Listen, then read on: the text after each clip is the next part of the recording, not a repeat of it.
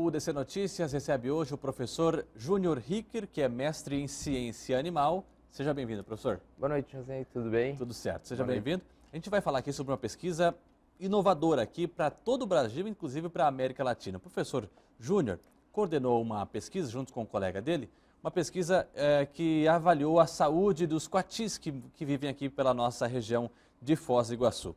Professor, o que é que o senhor conseguiu constatar junto com a ajuda do seu colega? Na verdade, foram envolvidos dois projetos, né? Um projeto de um teste de um anestésico, né, para um animal silvestre, né, para o coati, junto com o professor Roberto Kunz, da Medicina Veterinária, né? E eu fiz um exame, né? A gente fez uma coleta sanguínea para fazer o parâmetro sorológico, ver a quantidade de glicose, de ureia, né, creatinina, todos os parâmetros que envolvem a sorologia sanguínea, para saber como que anda, né, a situação da saúde dos coatis. E né? como que anda, então? Numa das unidades que foram analisadas duas unidades de conservação. Uma das unidades, os animais não estão expostos diretamente aos seres humanos, né, então não tem contato direto com os seres humanos. E nessa segunda unidade, maior, tem um contato direto com o ser humano.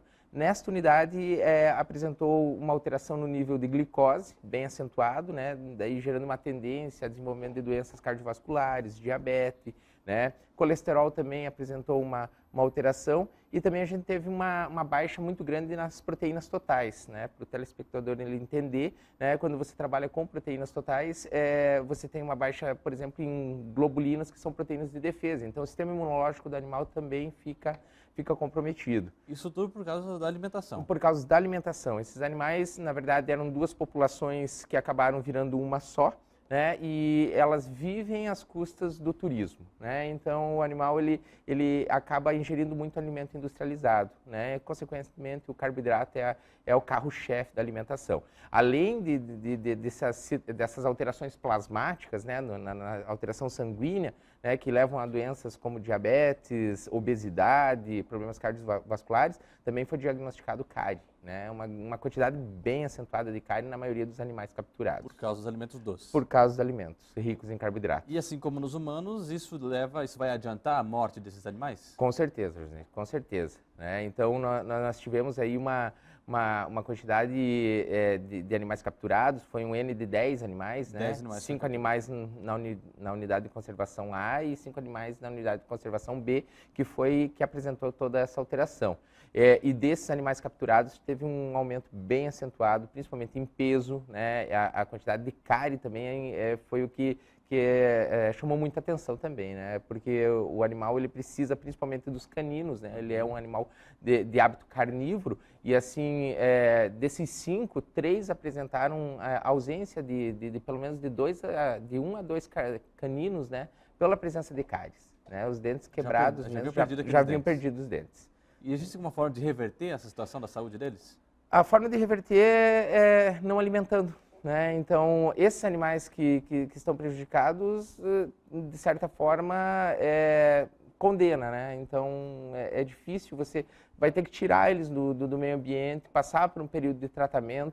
Né? Então, essa seria uma das formas para reverter esses animais. Mas, assim, a preocupação é com os que ainda estão soltos. Né? Então, até esse ano se tomou uma medida que a Argentina já usa há muito tempo, né? Umas lixeiras com uma válvula de pressão que danifica, né, o coati poder capturar o alimento dentro do lixo. Evita que ele E, claro, a conscientização do turista, né, de não alimentar o animal. Né? O IBAMA já faz essa conscientização, mostrando, né, os ataques que o coati, né, as mordidas, o coati é transmissor de raiva, né, então mostra, mas até então não se mostrava o que está acontecendo com o coati.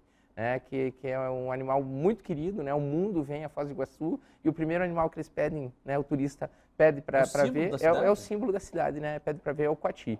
E o que foi legal dessa pesquisa, né? Que foi minha dissertação de mestrado, foi que não existe estudo na América Latina em parâmetros sanguíneos de coatis, né? De vida livre. Né? Existe um estudo no Peru, né, de coatis em cativeiro, né, foi feito parâmetro sanguíneo. Isso dificultou um pouco, né, a revisão bibliográfica, né, e as referências, mas assim também foi bacana por a gente saber que a gente tem um nicho muito grande de pesquisa aqui dentro da cidade.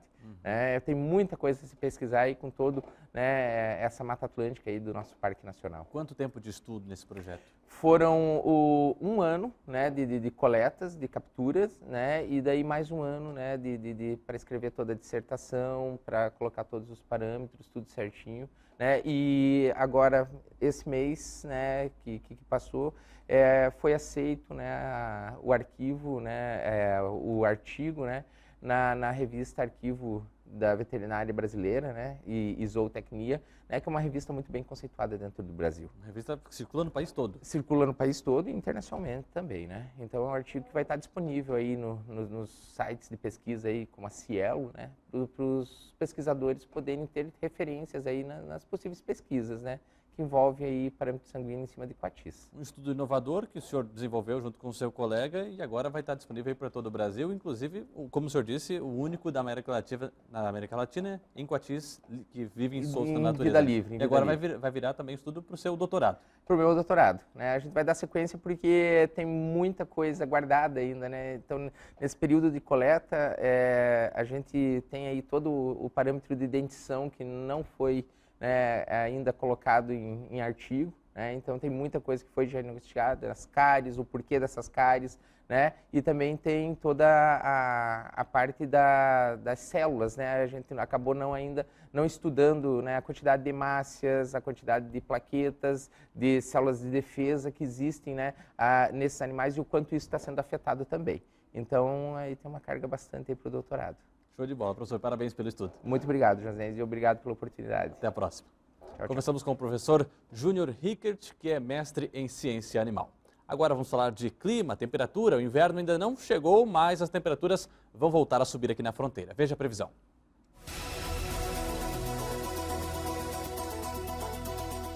A quarta-feira é de sol entre poucas nuvens e temperaturas amenas. Mínima de 14 e máxima de 26 graus. Na quinta, o tempo fica parcialmente nublado com o aumento do volume de nuvens, mínima de 13 e máxima de 31 graus. Na sexta, com o volume de nuvens maior, o tempo fica nublado e há possibilidade de chuva para qualquer hora do dia, mínima de 18 e máxima de 27 graus. A lei que regulamentou os restaurantes itinerantes em Foz do Iguaçu vai sofrer alguns ajustes. A nossa equipe conversou com o vereador Nilton Bobato, do PCdoB, um dos autores do projeto. Ele explica por que essa modificação vai ser necessária. A lei original ela foi aprovada com um problema. Ela previa a autorização por cessão de espaço, ou seja, acabando com o caráter itinerário que é o food truck. Nós estamos corrigindo isso nessa emenda ao projeto de lei, alterando a autorização de alvará para que seja por empresa e não mais por local de atuação do comércio.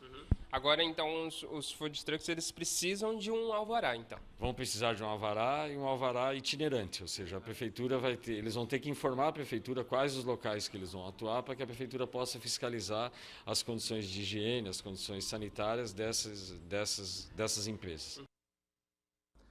A nova redação dessa lei também prevê multa e cassação do alvará caso haja alguma irregularidade. Agora no esporte, o Foz Cataratas vai ter um reforço para o jogo deste sábado contra o Galo Futsal. A novidade é o fixo Wendel Cavalcante, que chegou em Foz do Iguaçu na segunda-feira e já participou do treino com o grupo.